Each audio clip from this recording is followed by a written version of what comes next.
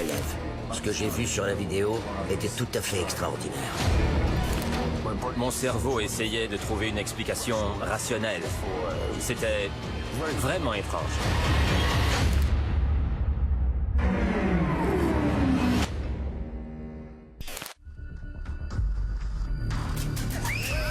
Aux quatre coins du monde, des gens filment l'inexplicable. Sur des téléphones cellulaires et sur des caméras de surveillance. Boum! Du Royaume-Uni aux États-Unis. Je l'ai vu pendant un bref instant, puis il a disparu.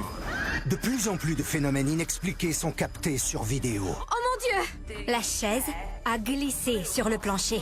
Oh mon Dieu! Ben, je sors d'ici. Dans cette série, nous recueillerons directement les récits des témoins.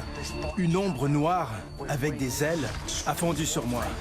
Nous verrons les images les plus terrifiantes, Il se nourrissait de mes peurs. Je ne pouvais pas lutter. Des extraterrestres. les plus remarquables Quelque chose s'est écrasé ici. C'est bizarre. et les plus inexplicables que vous avez filmés. Je crois qu'il était possédé. Oh mon Dieu! Tout d'abord, faisons connaissance avec nos experts qui tenteront d'expliquer l'inexplicable. Je suis convaincue que la réalité est plus vaste que le monde matériel qu'on perçoit autour de nous. Je ne pense pas que la science et la raison détiennent toutes les réponses. Pour moi, ça ne fait aucun doute. Certains phénomènes sont inexplicables. Dans la vie, je crois que tout s'explique. Je participe à des enquêtes scientifiques pour analyser les phénomènes qu'on nous rapporte, mais je vais aussi à la chasse aux fantômes dans mon temps libre.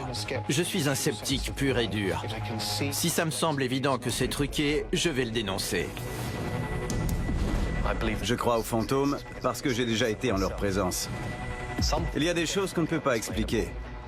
La science a beaucoup de chemin à faire pour prouver l'existence de la vie après la mort. Ma mère était médium. Alors j'ai grandi avec les fantômes. La vie se poursuit après la mort. Et je crois qu'il y a toutes sortes de formes de vie sur d'autres planètes.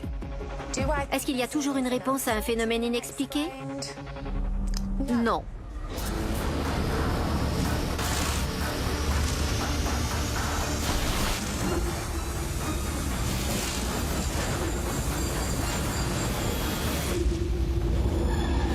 Dans cet épisode, un groupe aperçoit un ovni Il se passe quelque chose. au cœur de la forêt. C'était effrayant. Où qu'on aille, on se sentait observé. Une trouvaille improbable en bord de mer. Je ne m'explique vraiment pas ce que c'était. C'était horrible à voir. Une nuée d'oiseaux digne d'un véritable film d'horreur. Qu'est-ce qui se passe? Et une boîte démoniaque Il y a quelqu'un? qui n'aurait jamais dû être ouverte. On avait peur tous les trois, je peux vous l'assurer.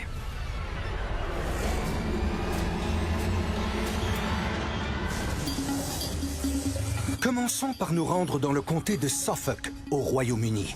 Des enquêteurs à la poursuite de manifestations extraterrestres Oh, il y avait quelque chose près de toi. finissent par être eux-mêmes poursuivis. Je viens de voir des lueurs. Et maintenant j'entends des hélicoptères.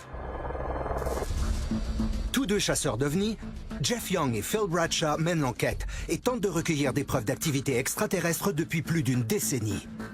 On enquête inlassablement sur tout ce qui a trait aux ovnis. Après tout, il y a plus d'étoiles dans l'univers qu'il y a de grains de sable sur Terre. Si chacune d'elles est un soleil, et que chaque soleil a son propre système solaire, il doit y avoir de la vie quelque part. À mon avis, il faudrait être très naïf pour penser que dans un univers aussi vaste, il n'existe aucune forme de vie ailleurs que sur la Terre. Je suis fermement convaincu qu'il y a de la vie quelque part. Et l'un des endroits les plus prometteurs pour observer des ovnis, selon le duo, est la forêt de Rendlesham, dans le comté de Suffolk. La forêt de Rendlesham est devenue célèbre après que plusieurs témoins aient vu un ovni s'y poser en décembre 1980. On a surnommé cet incident l'affaire Roswell d'Angleterre. Il y a une base militaire aérienne juste à côté. Elle n'est plus en activité, mais a longtemps été utilisée par l'armée américaine. Depuis la tour de contrôle, un officier a vu des lumières vives parmi les arbres. Il a réuni une patrouille pour aller vérifier ce que c'était. Ils sont tombés sur un engin qui venait d'atterrir. L'objet lévitait au-dessus du sol. et semblait presque émettre sa propre lumière. Les militaires auraient vu cet engin décoller et apparemment se séparer en plusieurs morceaux. Malheureusement, toutes les preuves matérielles, comme les photos, les enregistrements et tout le reste, ont été confisquées. Soupçonnant une opération de dissimulation de la part de l'armée américaine et motivé par des témoignages de clignotements étranges dans la forêt depuis l'incident, Phil et Jeff décident de mener l'enquête avec deux autres passionnés, Mark et Clive. On est arrivé à la forêt de Rendlesham. Et c'est ici que l'événement se serait produit au mois de décembre 1980. Apparemment, des phénomènes bizarres ont lieu depuis ce jour-là. Les témoins parlent de silhouettes mystérieuses et de bruits inhabituels. Alors voyons voir ce qu'on va découvrir. On a installé notre équipement et on a attendu qu'il fasse complètement noir. C'était très irréel. On dirait qu'il y a très peu d'animaux dans le coin, non? Ouais. Quand on est arrivé plus tôt, je n'ai rien vu du tout. Pas le moindre écureuil, même pas d'oiseau. Normalement, en forêt, on entend le bruit des animaux. Ici, rien du tout. C'était vraiment le silence complet. Pas un bruit. Qu'est-ce qu'ils savent et qu'on ignore? Ils devaient avoir perçu quelque chose. Des témoins oculaires, des personnes tout à fait crédibles, ont vu des lumières étranges apparaître dans la forêt, sans pouvoir trouver d'explication. À l'époque, la base aérienne voisine de Woodbridge était utilisée par l'armée américaine. Alors tout laisse croire que cette région pourrait bien être un lieu d'activité extraterrestre. De nombreux témoins ont rapporté avoir aperçu des ovnis dans cette forêt, y compris le personnel militaire de la base qui était situé tout près de là. Alors ça rend le tout plus crédible. Je comprends très bien que des curieux aient envie d'explorer la forêt dans l'espoir de filmer un ovni. Non loin de l'endroit où l'OVNI aurait apparemment atterri dans la forêt, se trouve la maison de famille ancestrale du cinéaste Gary Lowe. C'est incroyable. J'habite à seulement 300 mètres de l'endroit où l'OVNI aurait été aperçu. L'idée que ma famille vive si près du site d'atterrissage ne me dérangeait pas particulièrement. Mais évidemment, j'y pense quand même de temps en temps. Jusqu'à ce qu'un jour, Gary soit lui-même témoin de quelque chose d'anormal dans sa cour. C'était à la mi-janvier. La journée était splendide, très ensoleillée. J'étais en train de filmer dans la cour et j'ai voulu faire un plan d'un avion qui passait au loin dans le ciel. Mais ma vue n'est pas aussi bonne qu'autrefois. C'est seulement une fois rentré et après avoir transféré la vidéo sur mon ordinateur que j'ai vu que ce n'était pas un avion. Plus tard, Gary et sa famille tentent d'expliquer l'inexplicable. J'avais filmé quelque chose de vraiment hors du commun, quelque chose que personne ne pouvait identifier. Et nos chasseurs d'OVNI soupçonnent une invasion extraterrestre. Mark? Clive? Il se passe quelque chose?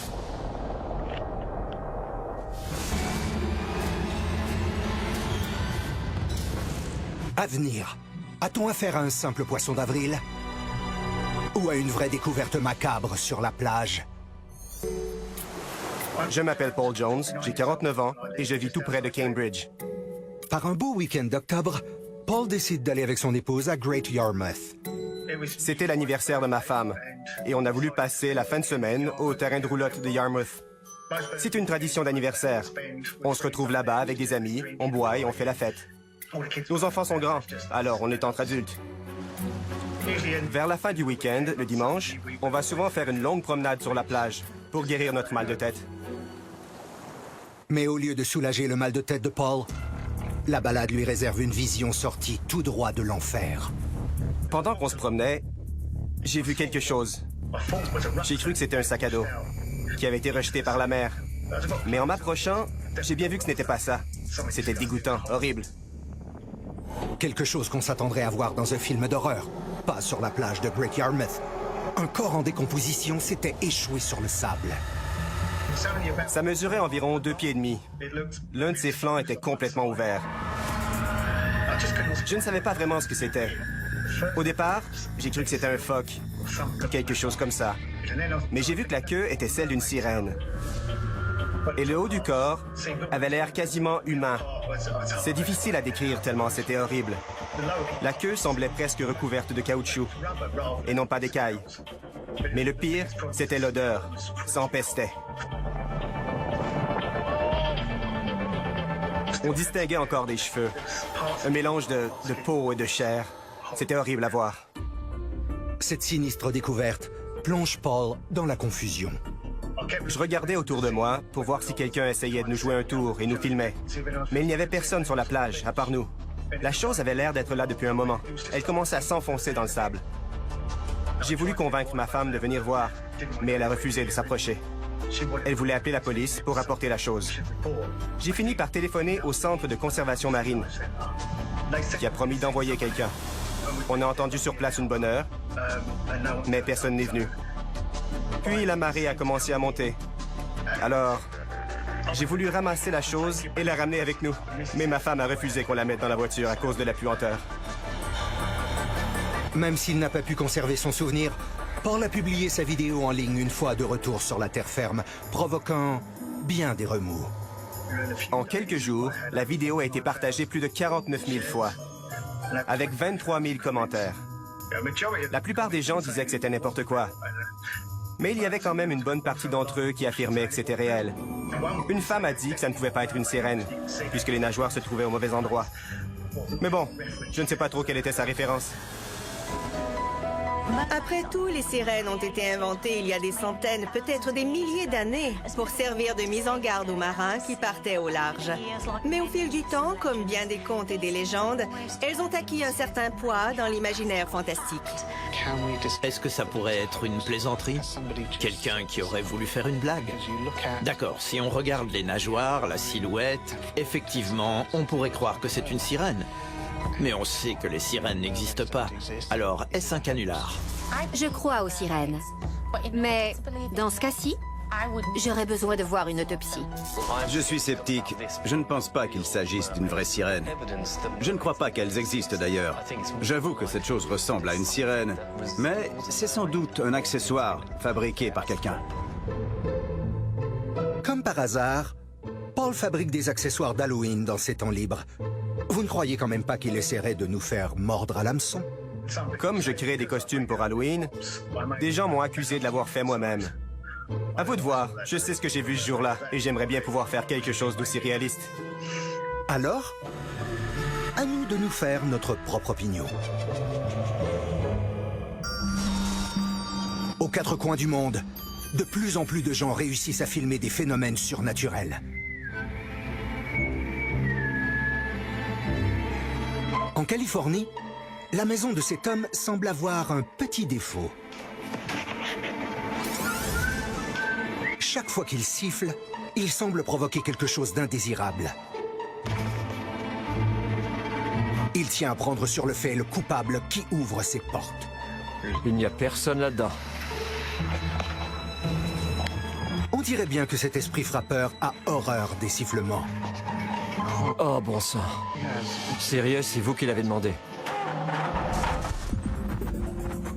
Les esprits semblent avoir un faible pour les cuisines. Au Canada, cet homme s'apprête à se verser un bol de céréales en pleine nuit. Mais quand il voit bouger la boîte, sa collation de minuit se transforme en terreur nocturne.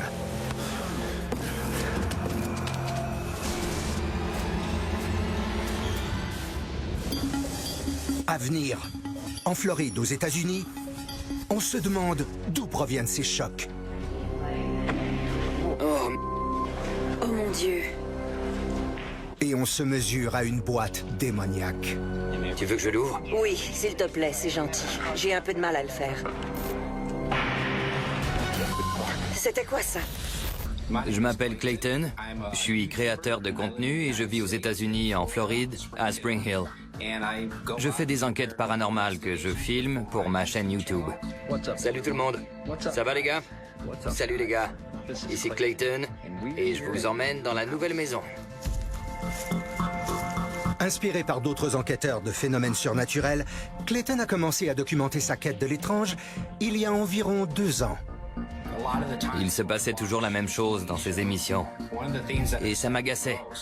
Quand les enquêteurs apercevaient quelque chose, comme une silhouette au bout du couloir, ou une porte qui se fermait toute seule, ils passaient à autre chose, coupaient la caméra ou s'enfuyaient. Ils n'allaient jamais réellement au fond des choses. Je trouvais ça insupportable comme spectateur de voir quelque chose à l'écran. Oh bon sang, sans que personne ne s'en approche. Vous avez vu ça? En janvier 2019, ayant entendu des rumeurs d'un garage abandonné et hanté, Clayton et Heather, une collègue chasseuse de fantômes, décident d'aller voir par eux-mêmes. On était allé explorer un ancien garage où ils faisaient de l'entretien et de la réparation de voitures, des changements d'huile. Selon la rumeur, quelqu'un y serait mort après qu'un élévateur lui soit tombé dessus, ce qui a fait fermer le garage. Ça, c'est la porte. On vient d'entrer. On n'a pas encore vu l'intérieur, on s'apprête à commencer notre exploration. Et... on verra bien. Heather a son équipement, j'ai ma lumière bleue. Alors on y va. Prête? Allons-y. C'est parti. Et la promesse de Clayton de ne pas s'enfuir est mise à l'épreuve rapidement. Oh bon sang. Est-ce qu'elle s'est ouverte toute seule? Attends, ça venait de derrière la porte. Bonjour. Je ne suis pas quelqu'un de craintif, mais on sentait une présence du début à la fin. Le garage lui-même donnait l'impression qu'il y avait quelqu'un d'autre là, avec nous. C'était exactement le genre d'endroit auquel une entité ou un esprit aurait pu s'attacher.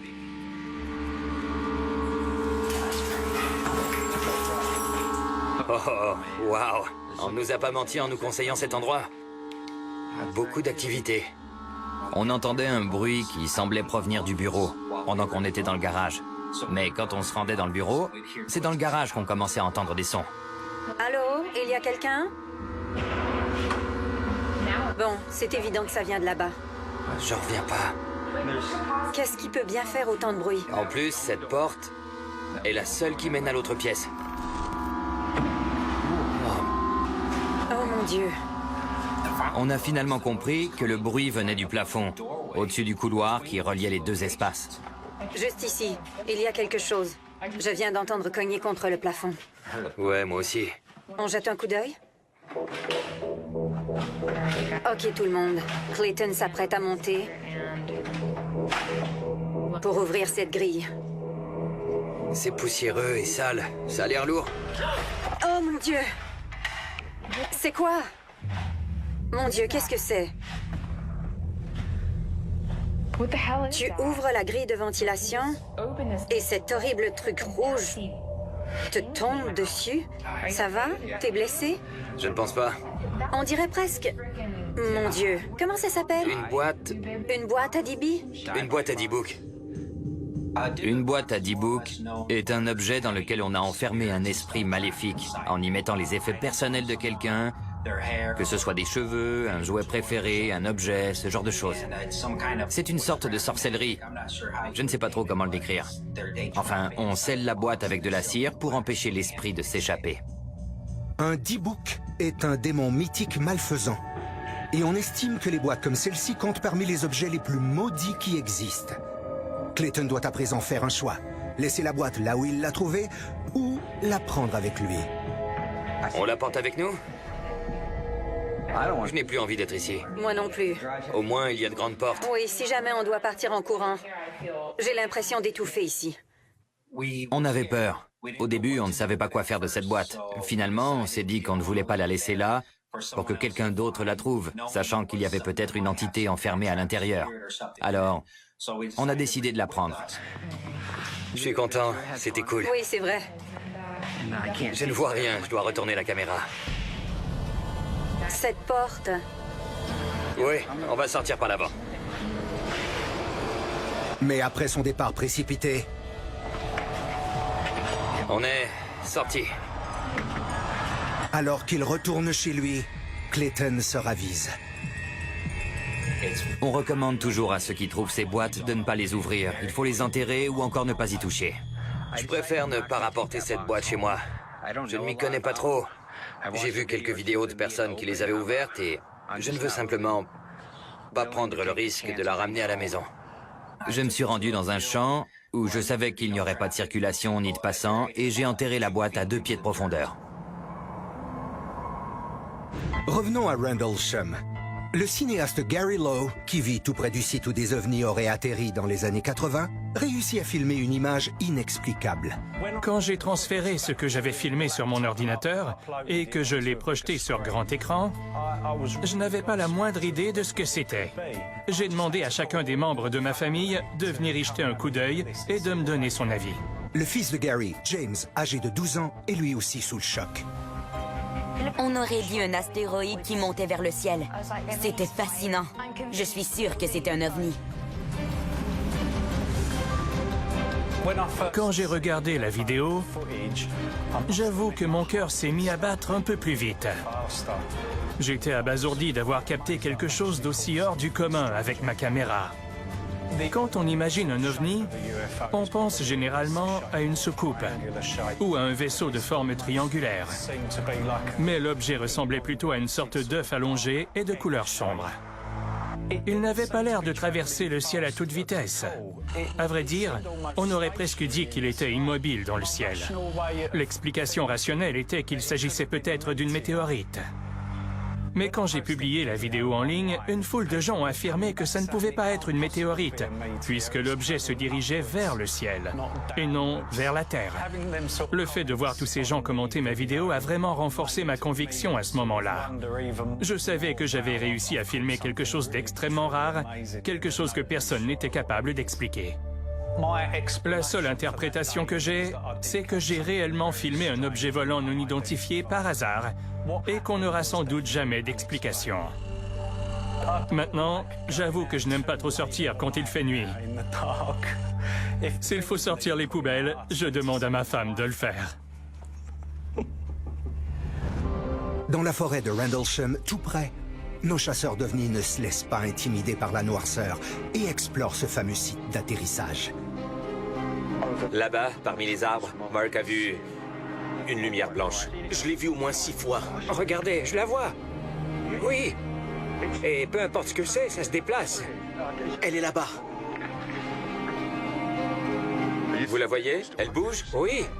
Elle est à ta droite, Jeff. À ta droite.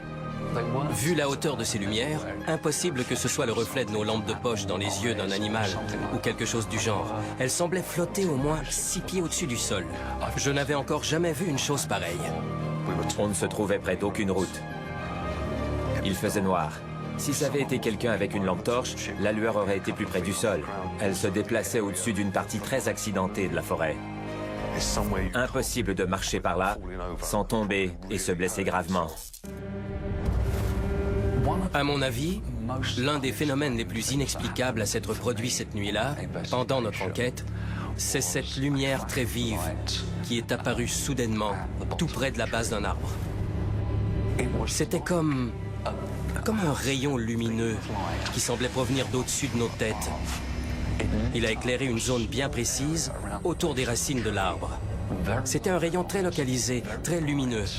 Qu'est-ce que c'est? Pourquoi éclairer cet arbre et aucun autre? Pourquoi seulement là-bas? Il y a bien un halo de lumière très délimité. Et si on regarde le ciel, la lune est haute derrière nous, cachée par les arbres. Ce n'est pas la lune. C'était si rapide. On l'a ralenti après coup. C'était fascinant. Le rayon ne pouvait venir que d'une direction. D'en haut. Mais ils verront bien plus que des lumières étranges. Je vous le jure, j'ai vu quelque chose bouger. Qui va là? Pendant une brève seconde, j'ai vu une chose noire bouger près de la caméra. Mais impossible que quelqu'un ait pu marcher près de nous dans la forêt sans faire le moindre bruit. Un promeneur avec une lampe de poche n'aurait pas pu faire ça.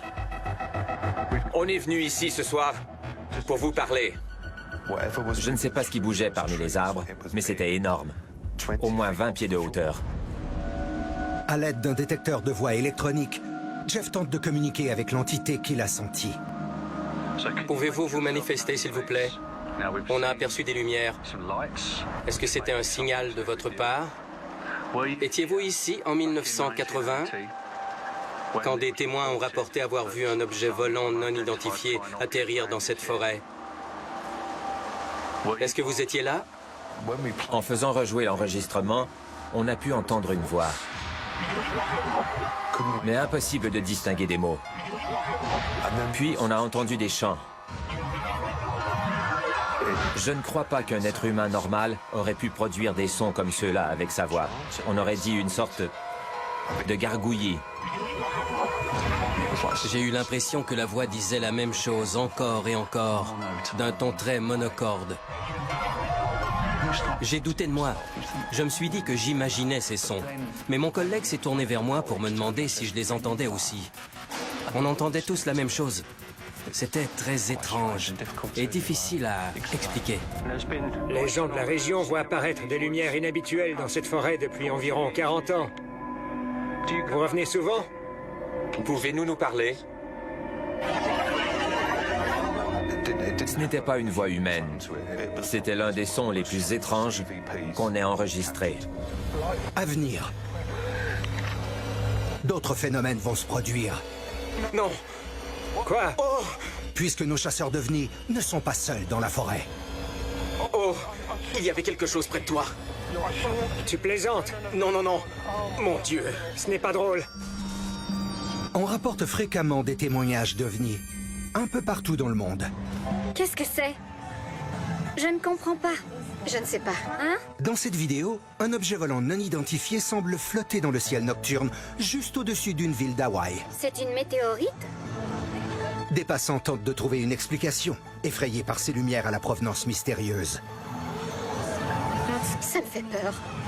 Mais certains objets volants sont tout à fait identifiables. Qu'est-ce qui se passe? Ici, le ciel grouille d'oiseaux qu'une femme a filmé tout en se réfugiant dans sa voiture. C'est terrifiant. Ces oiseaux tendent à se rassembler en larges volées, là où la nourriture est abondante. Oh, c'est trop bizarre. Ce spectacle inquiétant Ils sont sur ma voiture. paraît tout droit sorti d'un film d'horreur. C'est dégoûtant, partez. Je suis rentrée dans ma voiture juste à temps. C'est vraiment ridicule.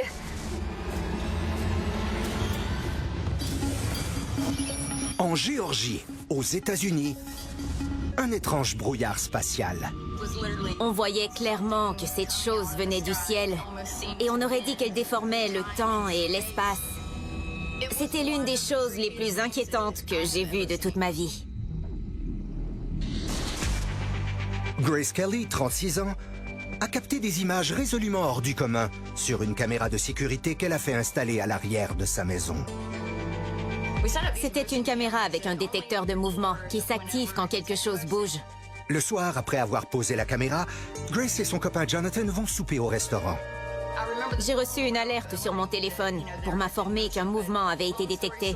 Malheureusement, je n'ai pas pu regarder ce que la caméra avait filmé avant d'être revenu chez moi. Et quand on est rentré, tout était en place et tout avait l'air normal. Je me suis demandé ce qui avait activé la caméra. Je me suis assise et j'ai ouvert la vidéo sur l'écran de mon téléphone. Au début, je ne comprenais toujours pas ce qui l'avait déclenché. Les 3 ou 4 premières secondes ne montraient absolument rien et tout était immobile. Mais en regardant plus attentivement la vidéo, Grace repère vite l'anomalie qui a activé la caméra. Ça ressemblait à de la fumée. Ou à du brouillard. Ça partait du coin, en haut à gauche. L'écran a commencé à s'embrumer, mais le nuage est descendu peu à peu. Ensuite, il a semblé s'immobiliser au-dessus du sol. Il était extrêmement brillant. Il émettait une lumière bleue et blanche. Je sais que ce n'était pas un problème technique, ni un défaut de fabrication de la caméra ou une question de réglage. On voyait bien ce brouillard faire du surplace et même onduler, comme s'il avait une vie propre. Enfin, il a touché le sol et après avoir atterri, il a eu l'air d'avancer à toute vitesse en direction de la maison. Puis, il a disparu subitement. La caméra montre le gros nuage lumineux qui s'éloigne, puis qui repart vers le ciel. Ensuite, l'éclairage revient peu à peu à la normale. Mais pendant qu'il remonte, on voit clairement que l'image à l'écran se déforme. On dirait que l'espace et le temps sont étirés au maximum, puis tout d'un coup, l'image se détend et les choses reprennent leur forme habituelle. Tout est fini. Ce que j'ai filmé, ce n'était pas une apparition, pas une chaise qui bouge toute seule. On voit clairement que cette chose venait du ciel. Et on aurait dit qu'elle déformait le temps et l'espace pendant une petite seconde. Comme si quelque chose pénétrait dans notre monde. On rapporte une foule de phénomènes météo étranges un peu partout dans le monde. Des formations de nuages, des éclairs et tout un tas de dérèglements du climat. Bien sûr que c'est de l'activité paranormale. Je vois clairement l'entité qui atterrit. Et si vous regardez de près, vous la verrez aussi. On voit des pieds et des jambes qui émergent de la brume et qui se posent sur l'herbe. Ça n'a rien à voir avec le ciel. C'est une question d'interprétation du phénomène naturel qu'on a filmé grâce à cette caméra. Ce brouillard était vraiment terrifiant. On aurait même dit que quelque chose émergeait de son centre. Honnêtement, c'est la chose la plus déstabilisante que j'ai vue de toute ma vie. Je n'arrive toujours pas à trouver d'explication.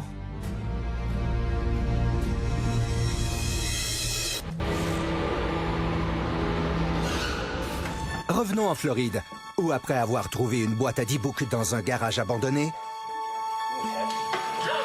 Oh mon Dieu! C'est quoi ça? Clayton a décidé de l'enterrer dans un champ. Je préfère ne pas rapporter cette boîte chez moi. Je ne m'y connais pas trop. Mais après un mois à avoir l'esprit tourmenté par la boîte, il n'a d'autre choix que de satisfaire sa curiosité. Une nuit, je suis retourné au même emplacement et j'ai déterré la boîte. Ensuite, je l'ai rapportée là où on l'avait trouvée. Cette fois, on est avec Patty, une autre spécialiste. Bonsoir tout le monde. On avait peur, tous les trois. Je peux vous l'assurer. Mais en même temps, c'est notre métier. C'est ce qu'on recherche, en tant qu'enquêteur de phénomènes paranormaux. On la porte là-bas? D'accord. Tu la prends, Clayton? Ouais. En même temps, on était fébriles. On voulait ouvrir la boîte. On avait fait des recherches pour savoir comment se protéger. On a pris toutes les précautions nécessaires. Que nous trouvions notre force chez le Seigneur, dans la puissance de son esprit. Après avoir récité une prière de protection et fait brûler de la sauge pour purifier la pièce de ses mauvaises ondes, je vais en refaire brûler un peu. Ils ouvrent enfin la boîte. On voulait tous voir à l'intérieur, mais personne n'avait vraiment envie de l'ouvrir. Finalement, c'est Patty qui a commencé à défaire l'enveloppe de cire. Regardez toute cette cire qui se défait. S'il y a un esprit là-dedans, il ne me fait pas peur. La cire était très dure. Je ne m'y connais pas tellement, mais elle semblait extrêmement vieille. À voir comment elle craquait et tombait en morceaux. OK. Oh, wow. Wow, regardez ça. Non, mais ça, c'est une boîte antique. J'en ai presque jamais vu comme celle-là. On voit un triangle gravé sur ce côté. Des symboles étranges sur cette face-là. Comment on l'ouvre? Est-ce qu'il y a des charnières? Qui sait? Tu veux que je l'ouvre? Oui, s'il te plaît. J'ai un peu de mal à le faire. Ah, bon sang. C'était quoi ça? Presque instantanément, on a entendu un choc, ou en tout cas, un mouvement, comme si quelque chose avait foncé dans le mur derrière nous. Dès qu'on l'a ouverte. Oui, exactement. Là-bas, tout au fond. On a su tout de suite que c'était une force sombre. Quel que soit l'esprit qui est sorti de la boîte, ce n'est pas lui qui a produit ce son. Au contraire, il était si maléfique qu'il a chassé les esprits déjà présents. Il a vidé le bâtiment de tout ce qui le hantait, si on veut. Il leur a fait peur. On n'est plus seul ici. C'est complètement fou. Dès qu'on l'a ouverte. Oui! On sentait quelque chose. On avait des frissons, on avait la chair de poule. Il y avait quelque chose de pesant. Et une fois la boîte ouverte, les bruits étranges se multiplient dans le garage. Je n'ai pas très envie d'aller voir ce que c'était. Je me suis retournée. Mon Dieu, prête-moi ta lampe de poche. On va peut-être voir quelque chose. Il y a quelqu'un ici? Qu'est-ce qu'on a là? Oh, attention. Il y a des clous sur les côtés. Éclaire là-bas. On a tous entendu un bruit de collision ou de course, comme si quelque chose s'enfuyait pas très loin de nous dans la pièce. C'était une grande pièce toute simple, où il n'y aurait pas eu d'endroit pour se cacher. Je crois qu'en ouvrant cette boîte à 10 boucs, Clayton a libéré l'entité qui se trouvait emprisonnée à l'intérieur. À mon avis, c'est ce qui a provoqué le bruit assourdissant et les coups qui les ont tous terrorisés. Le pire scénario possible quand on ouvre une boîte à 10 boucs, c'est de libérer un être maléfique qui s'attache à un vivant. C'est une sorte de démon qui n'a qu'un seul but, exercer son emprise sur l'âme d'un être humain. Et c'est ce qu'on appelle la possession.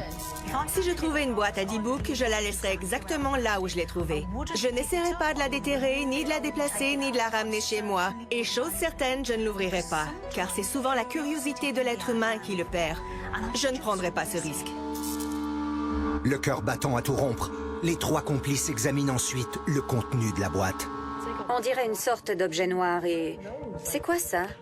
Des feuilles? On la vide? Oui, des feuilles de maïs. Mais c'est quoi cette chose noire? Mon Dieu, c'est quoi? C'est vraiment sinistre. Regardez. Je n'en reviens pas. Le fond de la boîte était tapissé de très vieilles feuilles de maïs. Elles enveloppaient un objet plus ou moins rond qui avait l'air d'une sorte d'œuf. Il était très dur. On aurait dit que l'œuf lui-même était recouvert de goudron noir. Mais il était séché, alors il était très solide au toucher. C'est pas un animal mort? On dirait qu'il est fait en plastique. Est-ce que tu crois qu'on peut le briser pour l'ouvrir?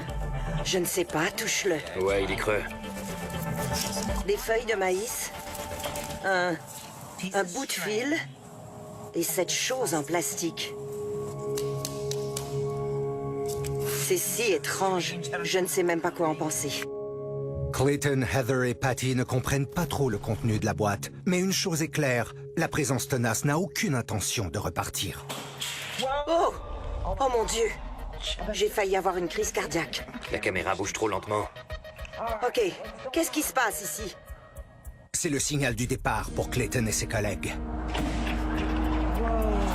On est parti tout de suite. On n'était plus à l'aise de rester. C'est fini, on rentre. On a la boîte. Quelle que soit la vraie nature de la boîte ou de son contenu, Clayton a appris qu'il valait mieux laisser certaines choses là où on les a trouvées. Je ne comprendrai jamais tout à fait le sens derrière cette boîte. Je l'ai enterrée et je ne compte plus jamais retourner la chercher. On est tous d'accord, on ne refera plus ce genre de choses. On sent qu'on a eu de la chance. Et pour le reste de mes jours, en repensant à mes enquêtes paranormales, je sais que je vais toujours me souvenir de cette boîte. Et je vais toujours me poser les mêmes questions. Est-ce qu'il y a aujourd'hui dans la nature un esprit que j'ai libéré? Est-ce qu'il serait maléfique ou bienveillant? Est-ce qu'il est lié à moi, même s'il n'a pas encore su me retrouver? Des découvertes lugubres sont filmées tous les jours à l'aide d'une caméra dans le monde entier. À Londres, deux colocataires croient avoir détecté quelque chose de sinistre sous leur canapé. C'est quoi ça? Qu'est-ce que ce dessin représente? Je ne comprends vraiment pas. On nous a vendu un sofa hanté! Oh non! Elles rassemblent tout leur courage et décident d'en avoir le cœur net. Je ne veux même pas le savoir! Malgré la peur de ce qu'elles pourraient découvrir. Après avoir complètement disséqué leur canapé... Il n'y a rien là-dessous, tant mieux. Juste des nuages de poussière. Elles sont malheureusement toujours loin de résoudre le mystère. Il pourrait encore y avoir quelque chose là, derrière. Mais non, ce sont les coussins. Et pour couronner le tout, elles ont maintenant besoin de nouveaux canapés. Bon, formidable. Dans une cour en Nouvelle-Zélande... Hé, viens voir. C'est quoi? Une autre trouvaille sordide. Un monstre préhistorique? Qu'est-ce que c'est? Regarde-moi ses dents. Au départ, ils croient qu'il s'agit d'une anguille. Ça n'a pas de pattes. Regarde. Ce n'est pas une anguille avec ses dents. Tu as raison, ça n'y ressemble pas du tout.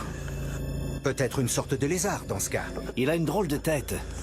Et il me semble qu'aucun lézard n'a des dents aussi longues. Finalement, il se résigne et la créature conserve son mystère. Je n'ai jamais vu une chose pareille. De retour dans la forêt de Rendlesham, après avoir enregistré des clignotements lumineux et des champs inconnus sur un site d'atterrissage d'OVNI, Jeff et Phil étaient décidés à trouver des preuves d'activité extraterrestre supplémentaires. J'ai averti les membres de mon équipe que je voulais aller voir de plus près pour découvrir ce qui pouvait bien émettre ces lumières. Ils sont restés au site d'atterrissage. Moi, j'ai pris une caméra et un enregistreur numérique. On avait tous des walkie-talkies. J'ai ramassé mon équipement et j'ai marché sur un petit sentier dans cette direction pendant un peu moins d'1 kilomètre. Je voyais un gros globe de lumière blanche qui était en mouvement et qui se déplaçait au loin, derrière les arbres. Mes collègues pouvaient le voir depuis leur position. Et moi aussi. J'ai pris mon walkie-talkie pour leur décrire ce que je voyais de mon côté, mais il ne fonctionnait plus. Mon walkie-talkie vient de lâcher. Pourtant, les batteries sont neuves. Plus rien. Désormais privé de tout moyen de communication, Jeff se rend compte avec horreur qu'il n'était pas seul. Il y a une lueur, quelque part devant moi, dans la forêt. Et maintenant, un hélicoptère. Qu'est-ce qui se passe? Jeff soupçonne alors l'armée américaine d'avoir été mise au courant de leur enquête. J'ignorais ce qui se passait dans cette forêt, mais les militaires, eux, étaient au courant. Qu'est-ce qui se passe? Ils voyaient les lumières, et ils étaient eux aussi en train de les traquer. Je ne plaisante pas. Il y avait des lueurs. Dans les arbres, ou parmi les arbres. Et pile au même moment, ces hélicoptères sont arrivés pour survoler exactement cet endroit. Il se passe quelque chose. Bon sang. Je ne pouvais pas expliquer la présence d'un hélicoptère, alors que la base aérienne n'était plus en service. Ça n'avait aucun sens. Mark? Clive?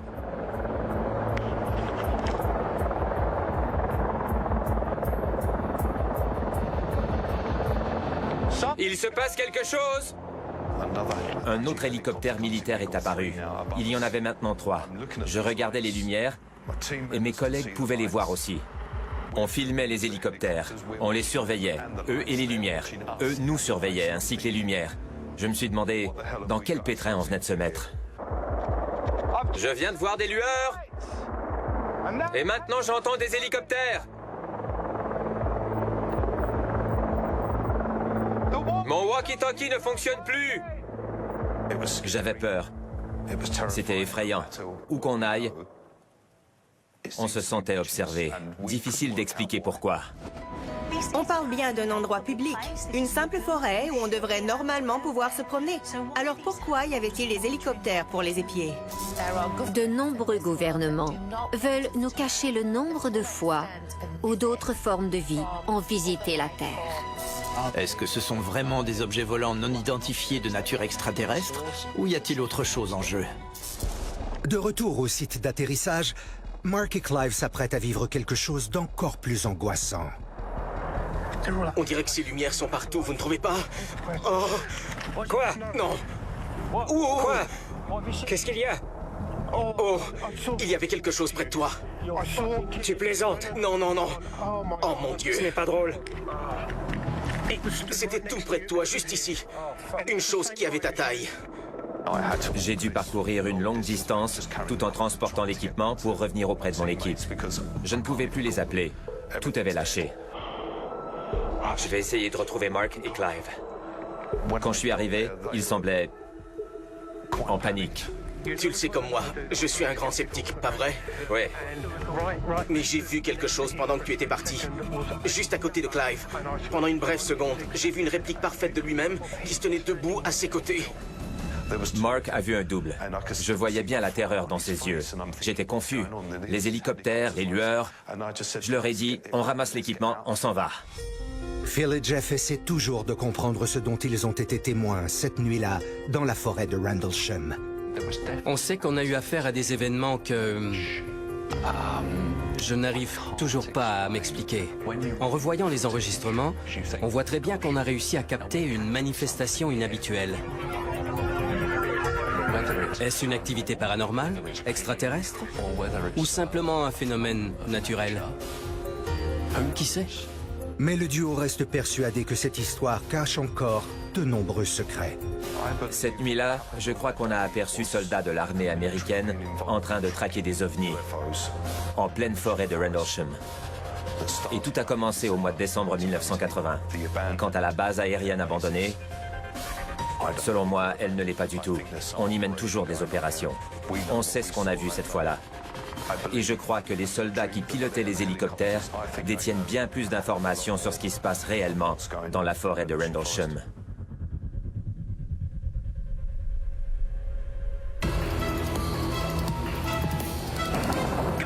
Aux quatre coins du monde. Ouvre la porte. Plus que jamais, des gens captent des événements qui paraissent inexplicables. Bon sang! Sur leur téléphone cellulaire. Il y avait quelque chose près de toi. La balle! Et sur des caméras de surveillance. Oh mon Dieu!